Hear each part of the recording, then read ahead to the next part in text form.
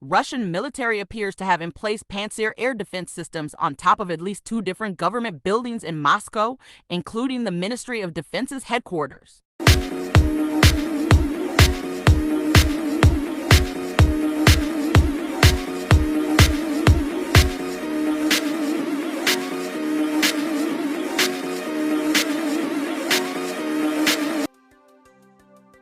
The official reason for the apparent deployments is unclear, but Ukrainian forces have demonstrated their ability to conduct strikes at extended ranges using various types of drones.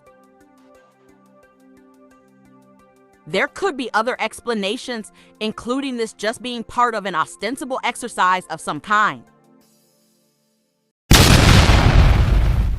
Multiple pictures and videos reportedly showing the rooftop pantsers began to emerge on social media, but it is not immediately clear when exactly they were taken.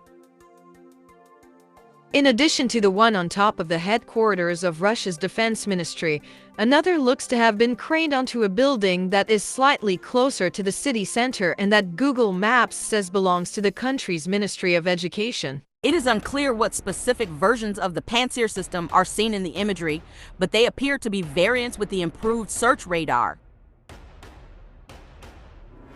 The radar, which is a rotating, mechanically scanned array, is visually distinct from earlier types used on Pantsir variants in that has 2 separate fixed face antennas instead of just one. Pantsir uses 2 radars, one to acquire targets and another to direct its command-guided missiles to intercept them.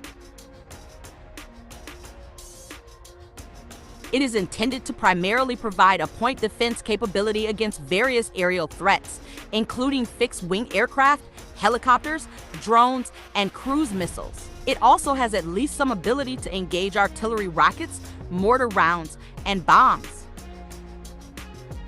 Most variants of the system are also armed with a pair of twin-barrel 30mm cannons, but versions have been offered with missiles only. The system can be mounted on various wheeled and tracked chassis, and a navalized type for use as a close-in weapon system exists as well.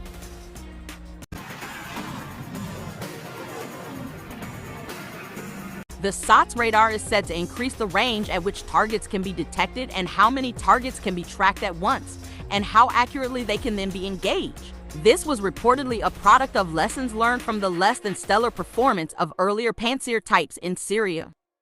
Without knowing more, it is hard to say exactly what kind of defensive coverage pantsers on top of the Ministry of Defense headquarters and the other building tied to the Ministry of Education might be able to provide.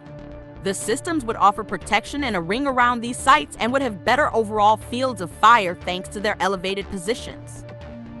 It is possible that additional pantsers or other air defense assets may now be positioned in or around Moscow. This would all be in addition to the substantial air and missile defense capabilities already protecting Russia's capital. The Pantsir deployments could point to concerns about the potential for Ukrainian strikes targeting Moscow.